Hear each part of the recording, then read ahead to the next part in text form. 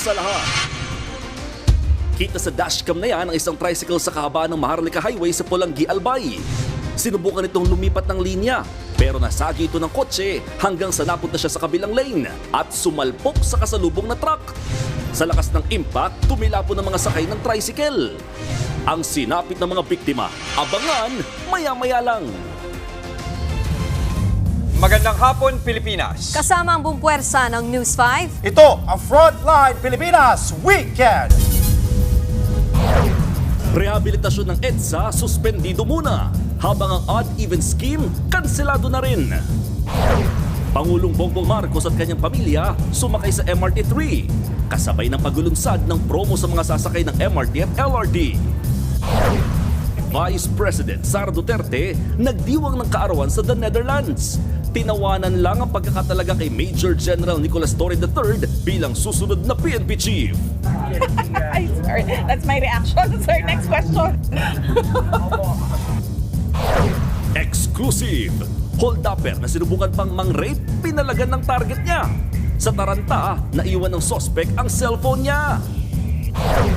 Matapos ang 2 dekada, Indiana Pacers nagbabalik NBA Finals matapos tampakan ng New York Knicks sa Eastern Conference Finals. At sa viral yan, lalaki sa ibang babae muntik mag-propose.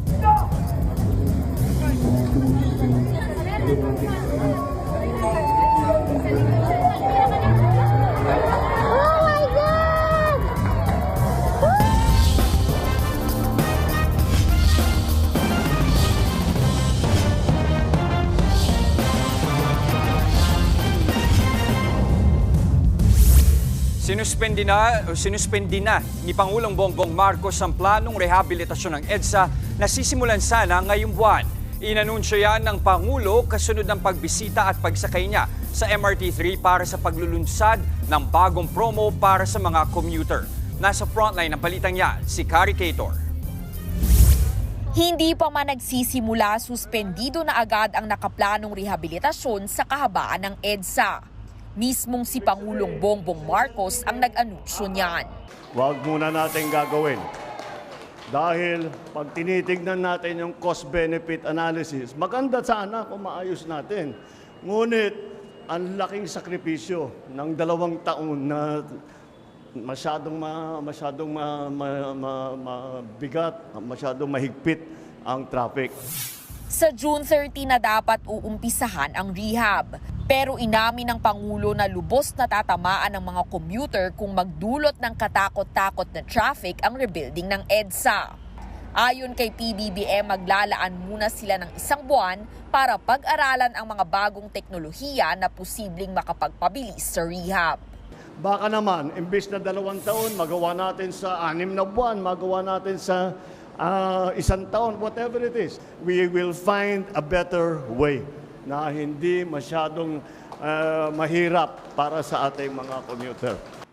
Kasabay ng suspension ng EDSA rehab, kanselado na rin ang odd-even scheme. Sa isang pahayag, sinabi ni MMDA Chairman Romando Artes na dahil nga suspendido ito, mababalikan daw nila ang plano. Nang sa ganon, magawa itong mas pabor sa publiko.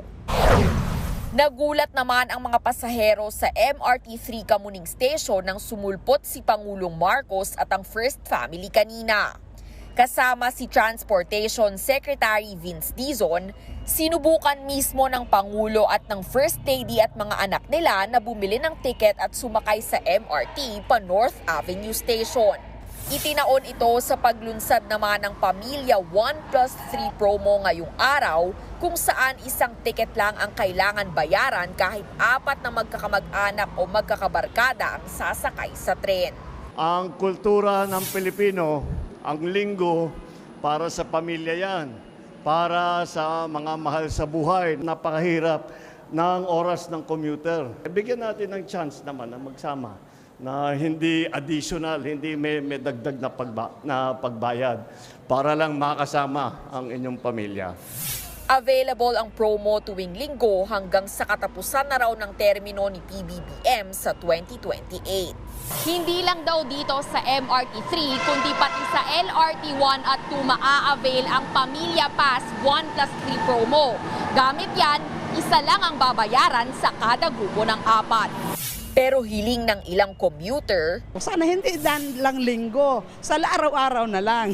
nagbabalita mula sa Frontline, Caricator, News 5. Wala nga muna pong rehab at wala rin munang odd-even scheme sa EDSA pero may reblocking naman ngayon sa kahabaan po ng EDSA. Kaya naman, silipin natin sa mga oras na ito ang sitwasyon sa EDSA 508 po ngayong linggo ng hapon. Live mula sa EDSA Mandaluyong, nasa frontline ng balitang yan si Caricator. Cari, ano yung sitwasyon ngayon dyan? Andre, sa mga oras na ito, mabagal na ang usad ng mga masasakyan sa bahaging ito ng EDSA Mandaluyong. Kung makikita nyo nga sa gilid ko, nag-iipon-ipon na ang mga sasakyan sa lahat ng linya at inaasahan na dadami pa ang mga yan, lalo na Sunday ngayon at mamayang gabi ay baka marami pa. Hindi na rin kasi katulad ng kanina na maluwag-luwag pa at tuloy-tuloy pa ang pagdaan ng mga sasakyan. Bukod dito sa Mandaluyong, inaasahan din ang posibleng pagbigat ng traffic sa ilang bahagi ng Quezon City at Parañaque dahil sa isinasagawa kang road reblocking at repairs ng Department of Public Works and Highways. Kabilang dyan ang mga kalsada sa QC gaya ng C5 Katipunan northbound hanggang sa CP Garcia Avenue, Jordan Heights Subdivision sa Fairview hanggang sa Land Transportation Office sa Novaliches, Lagarian Bridge hanggang Eugenio Lopez Jr. Drive sa Tomas Morato, Malvar hanggang Luzon Avenue sa Commonwealth, pati na ang 4 na kalsada sa E. Rodriguez Avenue. May 4 din na ginagawa sa Payatas Road habang isa ang inaayos sa May Batasan. Kasama rin ang northbound ng Regalado Avenue, first lanes ng southbound and northbound underpass ng Mindanao Ave, ilang kalsada sa Sergeant Rivera, Santo Domingo Avenue at A. Bonifacio. 2 naman ang may road reblocking sa Parañaque gaya sa FB Harrison at northbound ng Rojas Boulevard. Andre, inaasahang tatagal ang road reblocking hanggang bukas daw ng alas 5 ng madaling araw. Kaya naman ang payo sa mga motorista, gumamit ng mga alternatibong ruta para makaiwas sa mabigat na trapiko. Balik sa iyo, Andre.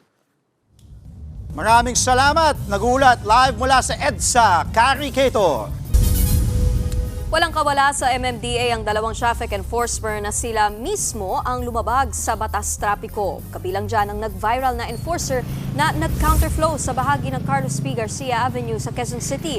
Nasampulan din ang enforcer na walang plaka habang nagmamaneho ng motorsiklo. Ayon sa MMDA, parehong kawani ang tiniketan at nahaharap sa kasong administratibo. Nananawagan din sila sa publiko na agad i-report sa kanila ang sinumang lalabag sa batas trapiko. Arestado ang isang 30 anyos na Vietnamese sa kasong frustrated homicide. Natunton ng mga tauhan ng Pasay City Police ang suspect sa isang condominium sa Taguig City noong Biyernes. Konektado ang warrant sa krimen na nangyari umano sa gitna ng gulo sa isang restaurant sa Pasay City. Kasalukuyang nasa detention facility ang akusadong foreigner. Bumuelta naman si Defense Secretary Gibo Chodoro at AFP Chief of Staff Romeo Browner Jr. sa bagong propaganda na nilabas ng China. Parehong dumalo ang kalihim at si General Browner sa Security Forum na Shangri-La Dialogue sa Singapore nitong weekend. Walang dumalong kinatawan ng China sa forum pero ilang beses sinubukang cornerin at kuhanan ng video ng ilang nagpanggap na Chinese journalist sina Chodoro at Browner para tanungin tungkol sa issue sa West Philippine Sea. Ang video na yan ginamit ng pahayagang China Daily na nilabas nilang propaganda kung saan pinalalabas na umiiwas sa tanong ng mga reporter si Browner. Ayon kay Chodoro, hindi totoong mga reporter ang lumapit sa kanila kundi mga secret agent ng China. Imbis na magpadala sila ng Defense Minister Nagpapadala sila ng mga bata na nagpapanggap na journalist, na ahente ng intelligence nila na nagtatanong na balagbag tapos binabaliktad ang video. Ganyang kababaw mag-isip itong China, imbis na mag-engage, binabastos ang mga proseso na ganito. Nagsagawa naman ang Combat Readiness Patrol ang Chinese Navy sa Scarborough Shoal sa West Philippine Sea. Base sa report ng Reuters, mas pinaigting ng Chinese Navy ang kanilang pagpapatrolya at surveillance operations sa lugar kahit pasok ito sa Exclusive Economic Zone ng Pilipinas at matagal nang itinuturing na bahagi ng ating teritoryo. Ayon naman kay US Defense Secretary Pete Hegseth, matagal nang pinaplano ng China na gumamit ng militar para igiit ang impluwensya nila sa rehiyon. Sinabi yan ni Hegseth sa pagdalo niya sa Shangri-La Security Dialogue sa Singapore ngayong weekend. Babala ng Amerika kasama raw sa plano ng Beijing ang atakihin ang Taiwan. Sinintensyahan ng 1 taong pagkakakulong ang 11 Pinoy na sangkot sa cyber-terrorism at internet fraud sa Nigeria. Ayon sa mga report, naghain ng guilty plea ang mga Pinoy. Kasama rin nilang sinintensyahan ng 2 Chinese, 1 Malaysian at 1 Indonesian. Pinagbumulta sila ng $630 o katumbas ng 35,000 pesos. Sangkot daw sila sa pag-recruit ng mga Nigerian para sa identity theft at magpanggap na ibang nationality. Ipinag-utos din ng korte sa Nigeria na i-turn over sa pamahalaan ang mga nakuhang gadgets sa kanila. Hindi raw magiiganti si dating Pangulong Rodrigo Duterte sa mga nagpakulong sa kanya. Ayon yan kay VP Sara na tinawanan lang ang pagkakatalaga sa bagong PNP chief. Nasa frontline ng balitang yan, si Rainiel Pawid. Ipinagdiwang ni Vice President Sara Duterte ang kanyang ika-47 kaarawan sa The Hague, Netherlands nitong Sabado. Naroon siya para bisitahin ang kanyang amang si dating Pangulong Rodrigo Duterte na nakakulong sa International Criminal Court o ICC. Dumalo si VP Sara sa isang rally ng Filipino community na nananawagang pabalikin na sa bansa ang dating Pangulo. Wala raw sa agenda nito ang maghiganti o rumesbak sa mga taong nasa likod ng kanyang pagkakakulong. History will tell us that former President Duterte, he never went after his political enemies. No one at all in his entire career who was against him politically did he go after. Sa usaping impeachment, naghahanda na raw si VP Sara sa kanyang trial na gaganapin sa Senado. Una nang sinabi ng pangalawang Pangulo na pagkakataon daw ito para malinis ang kanyang pangalan sa gitna ng iba't ibang mga akusasyon. I was already preparing for it.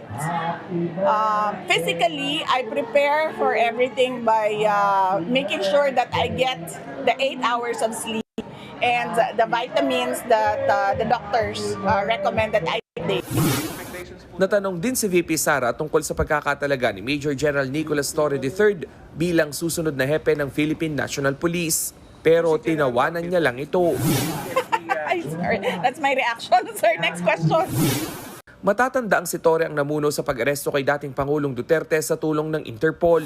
Nagpasalamat naman si VP Sara sa mga Pilipino sa ibang bansa na sumuporta sa mga pambato ng kanilang kampo sa nagdaang Bilang Pilipino 2025. Nagbabalita mula sa Frontline, Rainiel Pawid, News 5.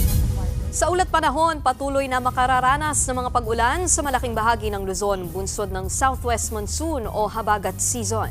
Sa latest bulletin ng Pag-asa, partikular na uulanin dito sa Metro Manila, Calabarzon, Cordillera Administrative Region, Palawan, Occidental at Oriental Mindoro. Apektado rin ang habagat ang Ilocos Region, Batanes, Babuyan Island, Zambales, Bataan at nalalabing bahagi ng Luzon. Magdadala rin ng localized thunderstorms ng maulap na kalangitan at kalat-kalat na pag-ulan sa Visayas at Mindanao. Posible po yang magdulot ng mga pagbaha at pagguho ng lupa. Ayon sa Pag-asa, posibleng magsimula ang tag-ulan sa susunod na 2 linggo. Susunod, News 5 exclusive. Bagitong hold-upper, naiwan ang cellphone sa pagmamadaling tumakas.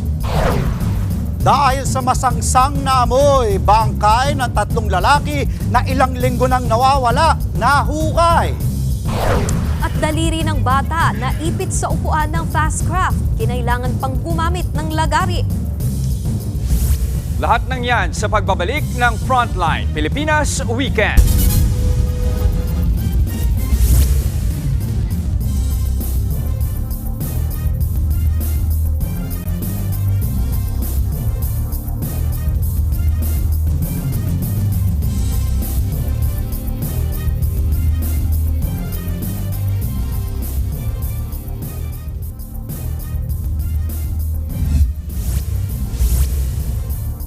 Dead on the spot ang isang kagawad sa Leyte matapos tambangan ng riding in tandem.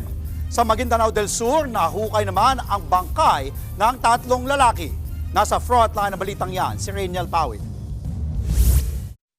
3 lalaki ang natagpo ang wala ng buhay sa Sheriff Saidona Mustafa, Maguindanao del Sur noong Biyernes.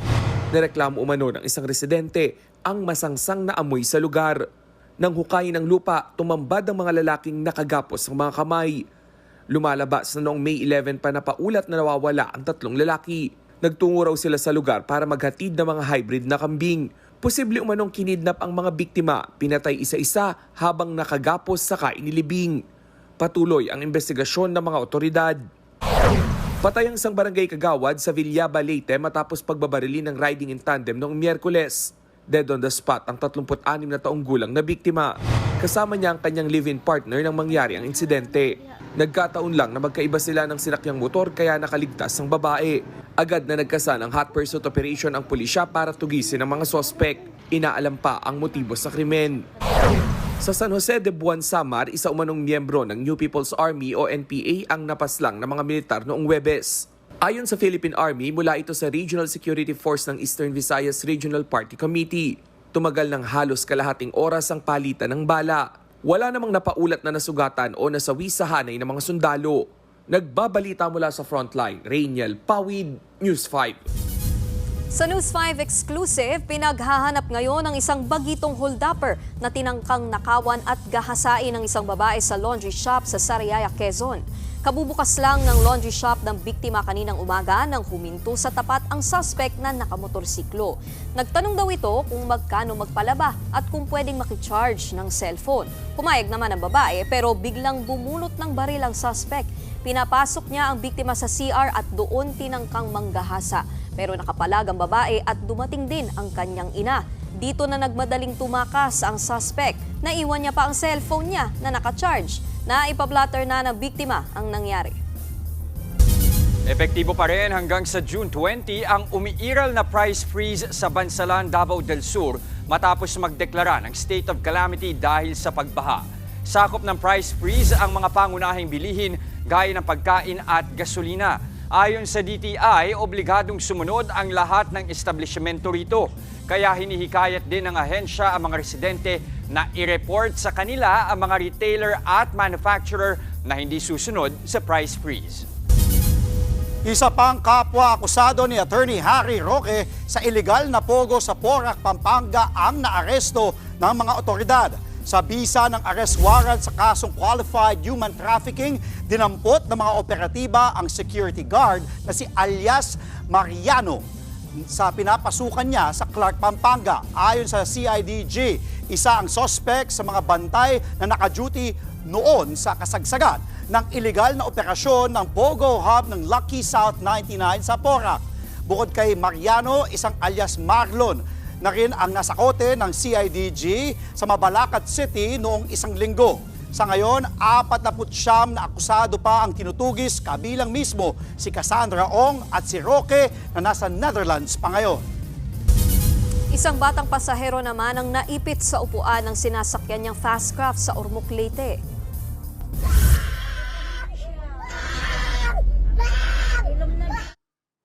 Walang patid ang iyak ng bata dahil sa pagkakaipit. Base sa ulat, sakay na Fastcraft na biyaheng Cebu ang mag-ina. Nang aksidenteng maipasok ng bata ang daliri niya sa butas. Para maalis sa pagkakaipit ang bata ay nilagari ng crew ang bakal ng upuan. Sa huli ay naialis din ang bata. Isa sa kada 4 na kabataan na raw ngayon ang nalululong sa paggamit ng vape o e-cigarette. Kaya ang Department of Health nababahala dahil sa masamang epekto nito sa kalusugan. Nasa frontline ng balitang yan, si JC Cosico.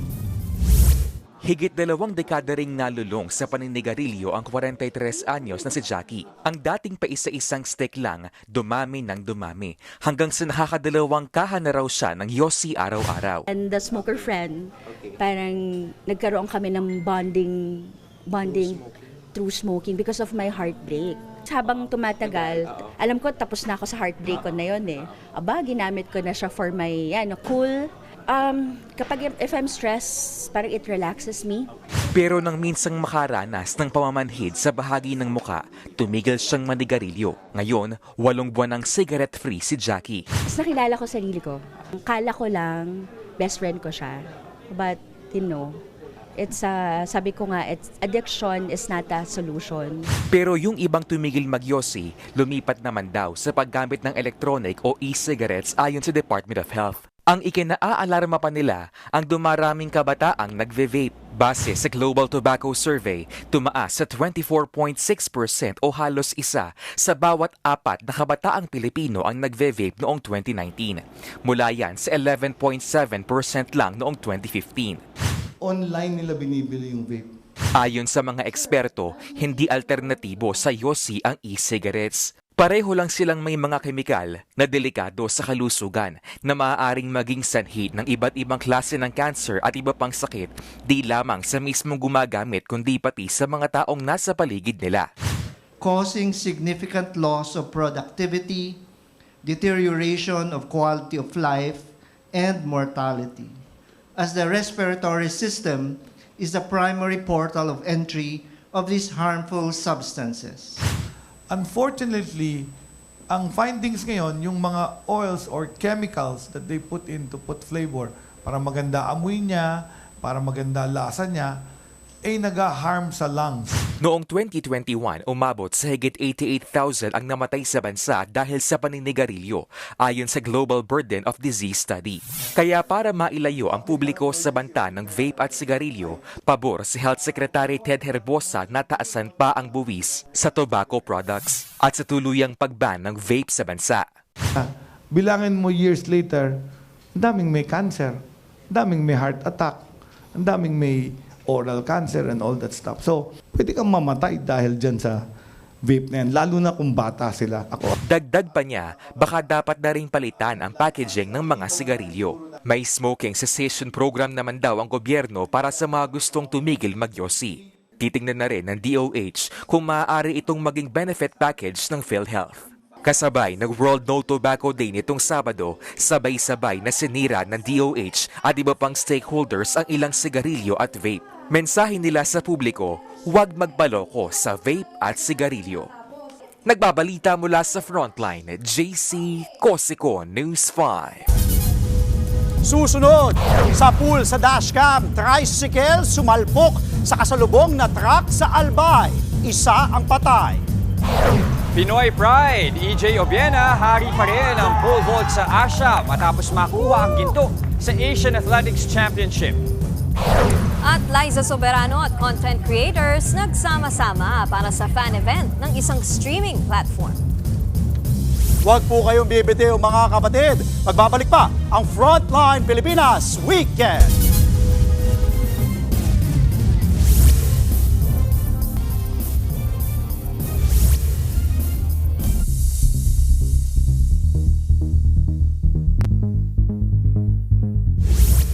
Umakyat sa 17 ang nasawi sa gumuhong quarry site sa Indonesia. Pahirapan ang naging pag-rescue sa mga biktima dahil natabunan sila ng malalaking bato. 6 naman ang sugatan at kasalukuyang nasa ospital. Base sa report, kasagsagan ng pagmimina ng mga trabahador nang bigla itong gumuho. Posible raw na may mining error na nangyari kaya gumuho ang lugar. Pinatatawag na ng mga otoridad ang may-ari ng minahan.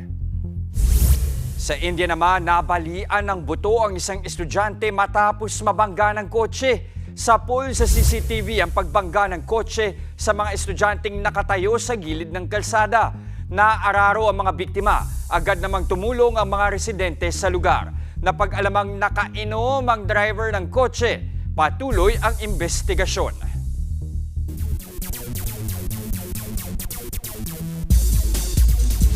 Nadepensa ni Filipino Olympian and pole vaulter EJ Obiena ang kanyang King of Asian Pole Vault title sa 2025 Asian Athletics Championship sa Gumi, South Korea.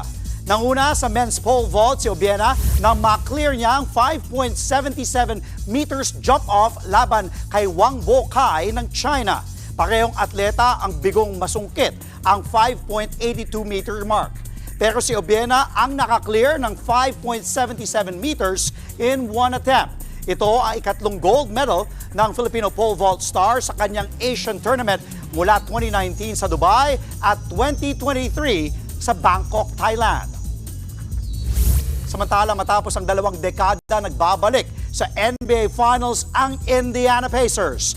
Nag-init ang opensa ng Pacers sa third quarter kaya't lumamang kontra sa New York Knicks sa Game 6. Sinubukang humabol ng Knicks pero naging maingat ang Indiana sa kalamangan kaya nagwagi sa dulo 125-108. 31 points ang kinamada ni Pascal Siakam. Nag-ambag naman ng 21 points si Tyrese Haliburton. Ito ang ikalawang beses na tutungtong ng finals ang Pacers sa franchise history. Dito makakaharap nila ang Oklahoma City Thunder na huling nag-champion bilang Seattle Supersonics. Gaganapin ang Game 1 ng NBA Finals sa Biyernes, June 6.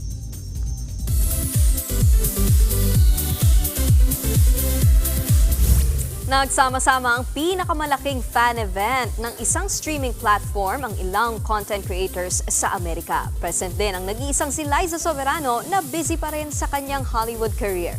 Nasa frontline ng balitang yan si MJ Marfori. Uy, Philippines! Uy, Philippines!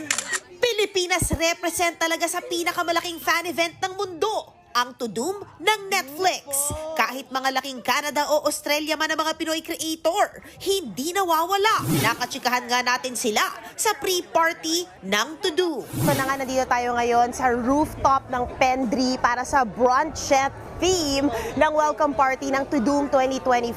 Ang nakakatuwa rito, no, lahat ng content creator mula sa iba't ibang parte ng mundo nagsama-sama. Pero ang pinakamaganda, nakita-kita rin tayo mga Pilipino. Siyempre, bukod kay beauty and lifestyle creator Ayin Bernos, nandyan din ang magkapatid na Angelo and Lexi Marasiga ng US na sumikat sa kanilang Kardashian skits. Emson Malyari for fashion, ang martial arts expert na cutie na si Sabrina Olaso na both from Canada. To be here, especially with Netflix, is such an honor. I feel like it's such a career milestone. So nakaka-excite lang to meet everybody and of course to be here as one of the 3 Filipinos representing Netflix Philippines. Bukod sa News 5 at kay Ayin, ang superstar na si Liza Soberano, present din at stand out sa Tudum. Excited na rin siya mag-fangirl. Fandom is like, it's a huge community where people come together to like celebrate something that they all feel that brings them happiness, that brings them joy, and something that people can like just kind of get inspired by. And so I feel like that's what fandom is. Like I myself am a fan. Like I'm a fan of like a lot of K-pop idols, a lot of actors. Share ni Liza, busy siya ngayon sa mga audition sa Amerika at may bago siyang pasabog na proyekto.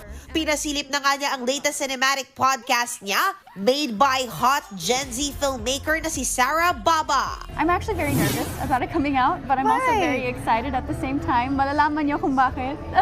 But it was a pretty big moment for me, I would say, personally.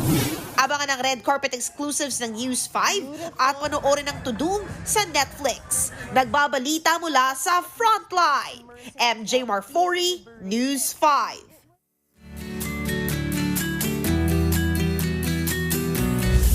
Sa mga kapatid natin gusto ng kakaibang experience o gustong i-conquer ang kanilang fear of heights, subukan nyo ang kauna-unahang World's Outdoor Tilt sa Bangkok, Thailand. Silipin natin yan sa report ni News 5 digital producer Von Belinario.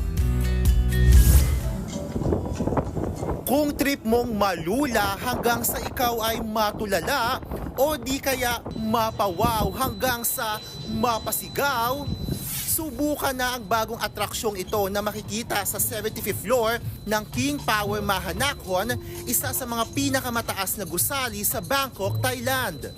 Sa taas na 296 meters above ground, talagang madedefy mo ang gravity sa adventure na puno ng intensity sa world's first outdoor tilting experience. Bago ang mismong activity, ipasusuot ang isang smartwatch para ma-monitor nila ang iyong heartbeat.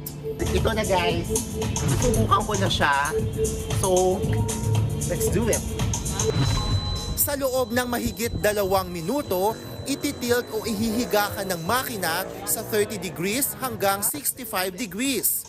Don't you worry dahil siniguro ng management na ligtas ito para sa mga turista. Bawal din dito ang mga buntis at may medical conditions tulad ng vertigo, heart disease, epilepsy at iba pa. Grabe guys, iba yung experience. Para sa mga grabe yung adrenaline at naghahanap ng ganitong experience. This, talagang you should try this dito sa Bangkok. Woo! Matapos ang activity, bibigyan ka ng Certificate of Courage. Patunay na you passed the challenge. Dito rin sa gusaling ito makikita ang una na naging attraction nila na skywalk, kung saan pwede kang maglakad-lakad, humilata o magpa-picture sa glass floor 314 meters above ground. 800 baht o katumbas na mahigit 1,000 pesos ang ticket para sa tilt experience. May ino-offer din silang package ticket para sa combination ng mga attraction. Nagbabalita mula sa Frontline, Von Belinario, News 5. Susunod, tricycle sumagi sa kotse saka sumalpok sa kasalubong na truck. Isa, patay. At babaeng nag-aalok ng do-it-yourself o DIY braces online, arestado. Tuloy-tuloy ang balitaan sa Frontline Pilipinas Weekend.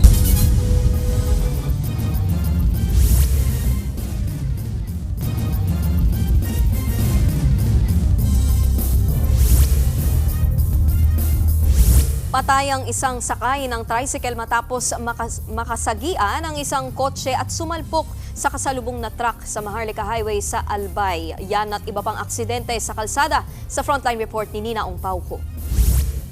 Sa kuha ng dashcam, kita ang tricycle at kotse na yan habang sabay na binabagtas ang kahabaan ng Maharlika Highway sa Pulangi, Albay. Sinubukang mag-overtake ng kotse pero nagkasagian sila ng tricycle. Sa lakas ng impact, gumewang pakabilang lane ang tricycle at sumalpok sa kasalubong na truck. Wasak ang tricycle at tumagilid naman ang truck. Sa tindi ng aksidente, nasawi ang isa sa 3 pasahero ng tricycle, habang sugatan naman ang mismong tricycle driver na kinakailangan ilipat sa ospital sa Ligao. Patuloy namang pinaghahanap ang driver ng kotse na humarurot lang palayo matapos ang aksidente. Sa pool naman sa CCTV ang 2 lalaking ito nakakatapos lang magpakarga ng gasolina sa isang gas station sa Gidulman, Bohol. Paalis na sana ang 2 pero hindi pa man nakakalayo.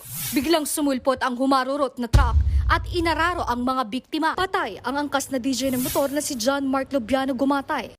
Sugatan naman ang driver ng motor. Nagkasundo na ang pamilya at ang driver ng truck na sasagutin niya ang gasto sa libing at pagpapagamot ng mga biktima. Doble naman ang hinagpis ng isang pamilya sa Matalam, Cotabato matapos masawi sa aksidente ang kanilang padre de pamilya. Papunta sana sa libing ng misis niya ang biktimang si Junifel Conel pero biglang sumalpok ang minamaneho niyang SUV sa isang nakaparadang truck. Dead on arrival sa ospital si Conel habang sugatan naman ang kanyang anak. Inaalam pa ng mga otoridad ang sanhi ng aksidente.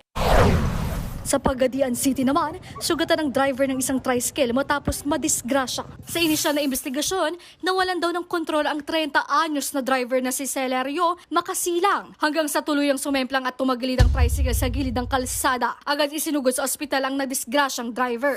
Nagbabalita mula sa Frontline, Nina Ongpauco, News 5. Pinalaya na ang 64 years old na Pinay na na-detain sa Amerika pagbalik mula sa Pilipinas. Iniutos ng isang immigration judge ang pagpapalaya kay Llewellyn Dixon noong Huwebes. Hinuli siya ng US Customs and Border Protection noong February 28. Kasabayan ang paghigpit ng immigration policy sa ilalim ng administrasyon ni Donald Trump.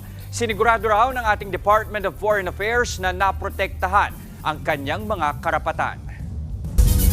May kaso na rin ng monkeypox o mpox sa probinsya ng Aurora. Mismong ang Provincial Health Office ang nagkumpirma niyan. Pero di nila isiniwalat kung saang bayan sa probinsya ang nagpositibong pasyente.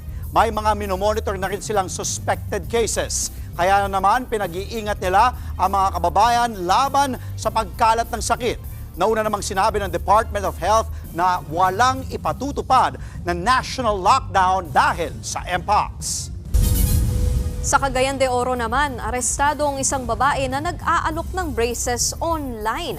Ayon sa mga pulis, nag-aalok ang suspect ng tinatawag niyang do-it-yourself braces para sa halagang 1,600 pesos. Yun nga lang, hindi lisensyado ang suspect at wala siyang maayos na klinik. Base sa investigasyon, natuta raw ang suspect na magkabit ng braces nang magtrabaho bilang isang dental assistant. Nagbabala naman ang mga pulis laban sa ganitong kalakaran na pwede raw ikapahamak ng mga customer.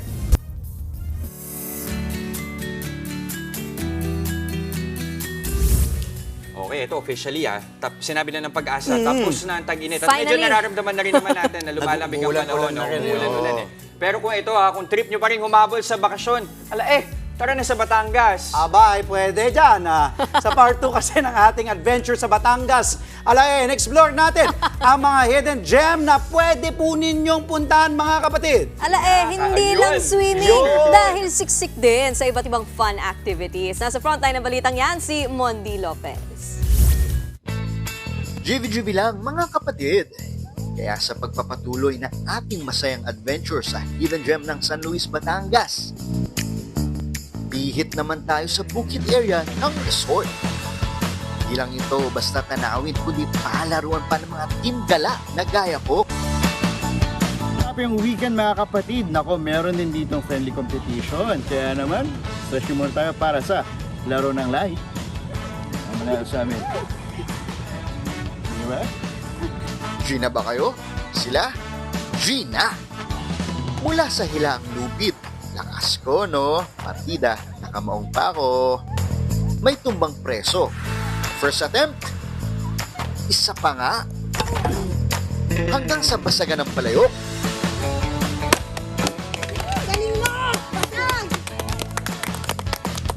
At kung hanap nyo ay nature trip na may konting adrenaline, ATV ride tayo sa gitna ng bukid.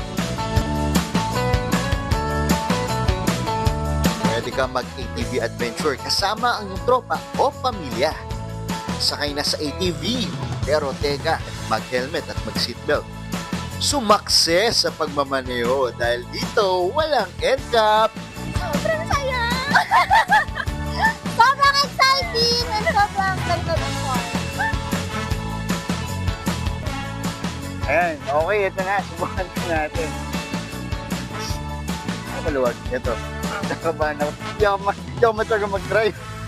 Ito yung brake, gas. Kaya ba nga? Gas brake ko lang. Okay na pala. So gano'n na, parang bumper lang. Dire-diretso na tayo. Ay! At pagsapit ng gabi, may pa-bonfire gimmick pa sila na may twist.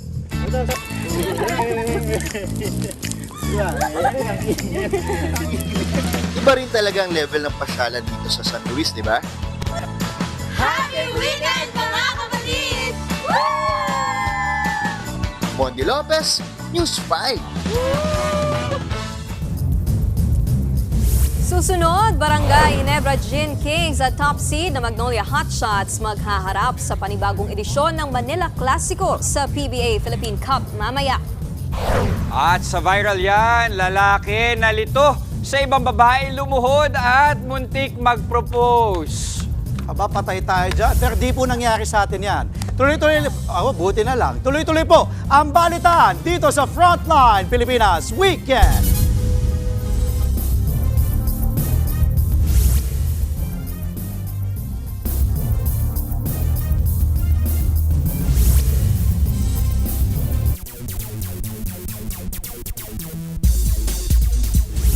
PBA fans, balik hardcourt po muli ang PBA fans sa pagpapatuloy ng Philippine Cup at kabilang nga sa mapapanood ngayon ay isa na namang Manila Clasico sa pagitan ng Barangay Ginebra at Magnolia Hotshots. Exciting to. Live po mula sa The Big Dome sa Smart Araneta Coliseum. Nasa frontline ng balitang yan, si Ian Suyu. Ian, kamusta na ba ang atmosphere dyan? Marami na ba? Dagsa na ba ang mga tao dyan? At may first game pa, di ba? Bago ng Manila Clasico. Tama ka dyan, Andre. Nagdadagsaan na nga yung mga humahabol para bumili ng ticket dahil bakbakan to the max ang aasahan ng maraming fans, lalo't Manila Clasico nga. maya-maya lamang dito sa PBA All-Filipino Cup. Pero bago yan, ongoing ngayong hapon yung first match sa pagitan ng NLEX Road Warriors at Phoenix Fuel Masters. Sa ngayon, ongoing na yung second quarter kung saan lamang ang NLEX with a score of 46-35. Ang Road Warriors pasok na sa playoffs pero nagnanais pa rin sila na mas umabante sa standings. Sa ngayon kasi ay magandang arangkada nila with 6-2 record para sa pangatlong pwesto. Bukod sa NLEX, guaranteed na rin for playoffs ang Magnolia, San Miguel, Converge at Meralco. Ang Phoenix naman, naghahabol pa rin makapag-playoffs kahit dadalawa pa lang ang napagwawagi ang laro out of 8 games. Pero ang mas inaabangan ng marami ay ang sibling rivalry sa pagitan ng Ginebra at Magnolia maya-maya lamang. Sa kabila ng 7-2 record on top of the standings, nababalot pa rin ng kontrobersya ang hotshots ng i-trade nila si veteran forward Calvin Abueva patungong Northport. Nakapalitan ni Abueva sa trade na yan si Batang Pier standout Will Navarro, pero hindi pa sigurado kung maglalaro na si Navarro maya-maya.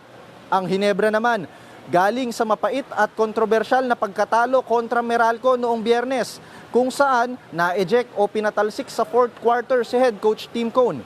Sa ngayon ay 5-1 sila sa standings at kakailanganin na lang nila ng isang panalo para makapasok sa playoffs. Andre, medyo tricky na nga yung situation dito sa dulo ng elimination round ng All-Filipino Cup dahil kung matatalo ang Phoenix mamaya ay laglag na po sila sa playoff hunt at in effect makakaabante na ang Ginebra, Talk and Text, pati ang Rain or Shine patungo sa playoffs. Yan muna ang latest mula dito sa Smart Araneta Coliseum. Andre? Exciting, nakakainggit. Ian, enjoy ka dyan. Maraming salamat. Live mula sa Big Dome sa Smart Araneta Coliseum, Ian Suyo.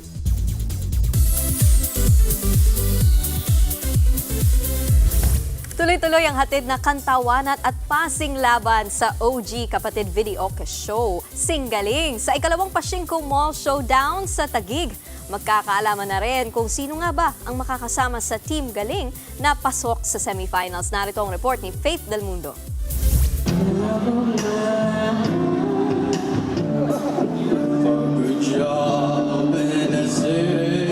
Puno ng saya at kantahan.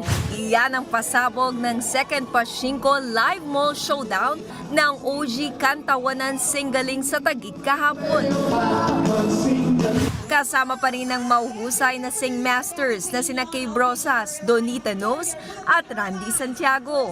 Yung pagtanggap sa Singgaling, ganun po ka-warm, lalong-lalo na, mas lalo namin nakikita nandito sa mga mall shows po na, tinatawag namin Pachinko Mall Show.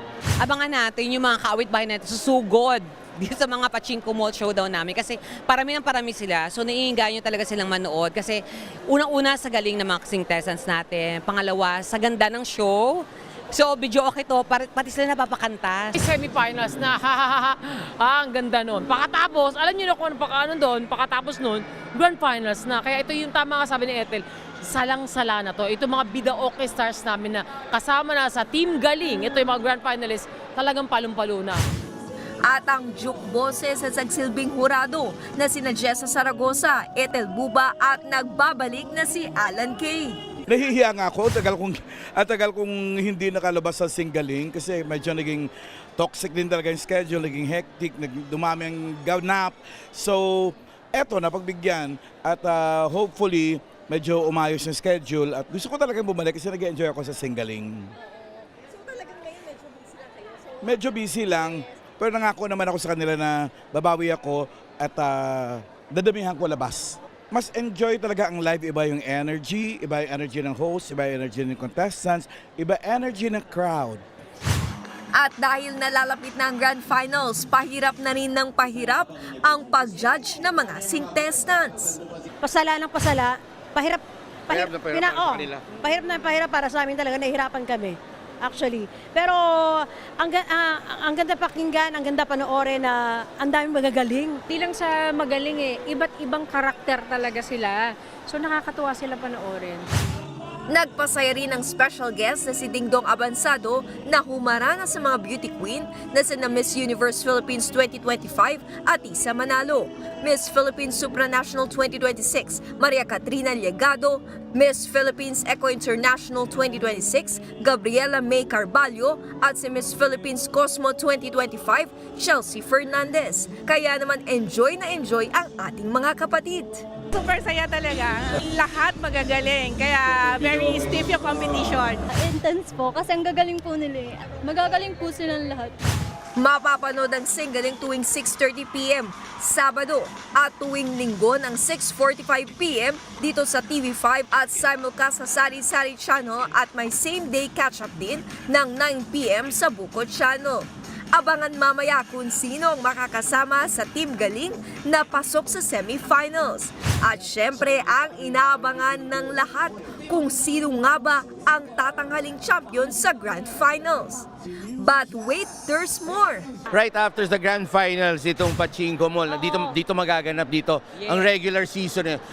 Of course, we are just so excited na ipakita sa kanila dahil ang lahat ng mga artista po natin, mga celebrities ay ready na para ipakita ang kanilang galing. Malapit na! Nagbabalita mula sa Frontline, Faith Del Mundo, News 5.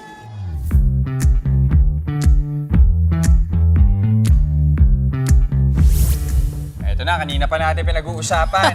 Andre, Nikki, kayo Nauna na yung ito kasi tsikahan. nagawa na niya eh. Dream proposal, wedding proposal. Ikaw, kwento mo naman muna yung sa'yo. Na-achieve ba? Na-achieve ba? Well, medyo nalaman niya kasi alam mo naman ako, di ba? Kinikwento ko nga na hindi ko ma-surprise. Pero natuwa naman si Pawi kasi nga sa Eiffel Tower ito, sa Seine River, City of Love. 2022. Pero gusto ko nga sa Venice sana o sa Versailles, kaya lang bawal ang photographer sa Versailles. Pero yun, nag-guess naman siya sa akin, so accomplished naman. Success naman. Ako sa mga nakakilala sa akin, syempre, somewhere in New Zealand. New Zealand? Yun na, alam niyo. Uy, dreams. May kakausapin ako, madali lang dyan. JQ, alam mo na. Uy. Ay, sorry. Baka mahulog sa upuan niyo. I-hatsit na natin to. Hatsit na natin to. Una, maghanap muna ako ng pagpaproposal. Marami. Pero ako gusto ko privado, hanggat maaari. Kung dito lang, o kasama yung pamilya. Pero kung kailangan ng location, somewhere na sa observatory. Gusto ko makita. Ay, maganda. Aurora Borealis. Yun. Uy, pwede. Eto, sa parang Maguindanao del Norte kasi, sweet na sweet sana yung proposal ng isang lalaki. Pero muntik nang tanungin ng ibang babae. Yun lang. Patay tayo dyan. Patay.